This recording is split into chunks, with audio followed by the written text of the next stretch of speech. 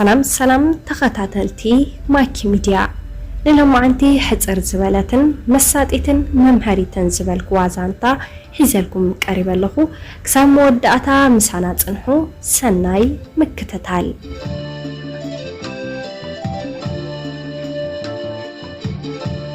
ሓንቲ ሰበይትየን ንሓደ ኣብ ድኽነት ዝነብሩ መንፈሳዊ ኣቦ ቀሪባ እግዚአብሔር ኩሉ ግዜ ይዛረበን በለቶም እቶም መንፈሳዊ ኣቦ ግን ግድ ኸይገበሩላ ሓዲጎም ማኸዱ ካሊእ መዓልቲ እውን ደጊማ ናብቶም መንፈሳዊ ኣቦ ብምምጻእ እግዚአብሔር ምሸት እናመጸ ይዛረበን ኣሎ በለቶም ሕጂ እውን እቶም መንፈሳዊ ኣቦ ገዲፎም ማኸዱ እታ ሰበይቲ ግን መዓልታዊ እናመጸት ነታ ቃል ክትደጋግመሎም ጀመረት ሓደ መዓልቲ ከም ልማዳ ክትነግሮም ምስ መጸት ፈጣሪ መዓልታዊ ዝዛረበክን ተዳኣ ኮይኑ እስከሎም ለይቲ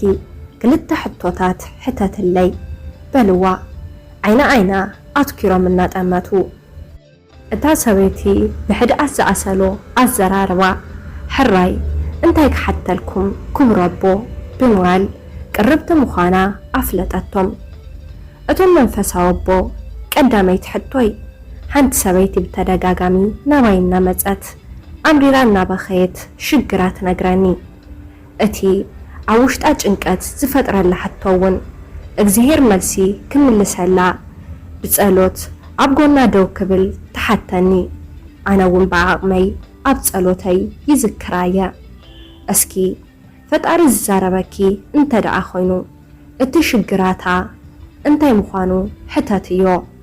ክብሉ እቶም ኣቦ ጠየቕዋ ካልአይቲ ሕቶይ ድማ ንነዊሕ ዓመታት ክገድፎ ዓቕሚ ዝሓፀረኒ ሓጢኣት ይሰርሕ ነይረ ቅድሚ ወርሒ ግን ንስሓ ብምእታው ኣቋሪፀየ እቲ ንነዊሕ ዓመታት ዝሰራሕኩ ሓጢኣት እንታይ ምዃኑ ንእግዚአብሔር ሕተትለይ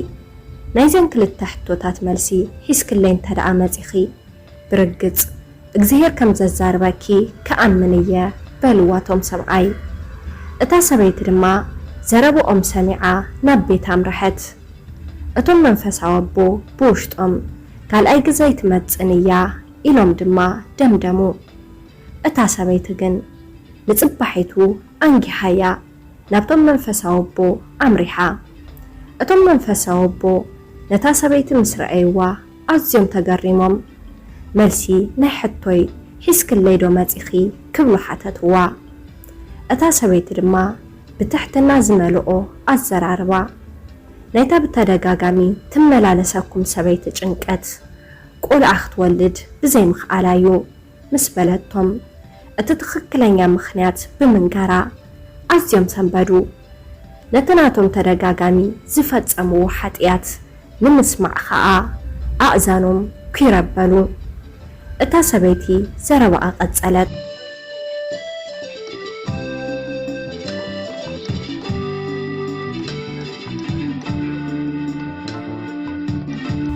ናትኩም እቲ ዝፈጸምኩሞ ተደጋጋሚ ሓጢኣት ግን እግዚአብሔር ኣይዝክሮን ረሲዐዮ የኢሉኒ ምስ በለቶም ናይ እግዚአብሔር ምላሽ ውሽጦም ኣዝዩ ስለ ዝተንከፎም ኣምሪሮም እናበኸዩ ረሲዐዮ ድዩ ዝበለኪ ኣማን ብኣማን እግዚአብሔር እዩ ተዛሪቡኪ ብዝተቆራረጸ ልሳን ተዛረቡ እግዚአብሔር ከም ሰብ ብግብርና ኣይጸባጸብን ብናይ ትማሊ ስራሕና ዘይኮነ ብናይ ሎሚ ግብርና እዩ ዝፈልጠና ከም ቤት ፍርዲ ዝሰራሕናዮ ነገር ፋይል ከፊቱ ኣየቐምጥን በቃ ናብ ኣምላኽ ብንስሓ ምስ ንቐርብ ሓጢኣት ኩሉ ይስረዘልና ወዲ ሰብ ግን ሸሕ ግዜ ጽቡቕ ግበረሉ ሓንቲ ግዜ ምስ ትብድሎ ነታ ዝበደልካዮ ፍጻመዩ ዘዘኻኽረካ እግዚአብሔር ትማሊ እንታይ ነርካ ዘይኮነ ሎሚ ልብኻ ከመይ ኢሎዩ ዘግድሶ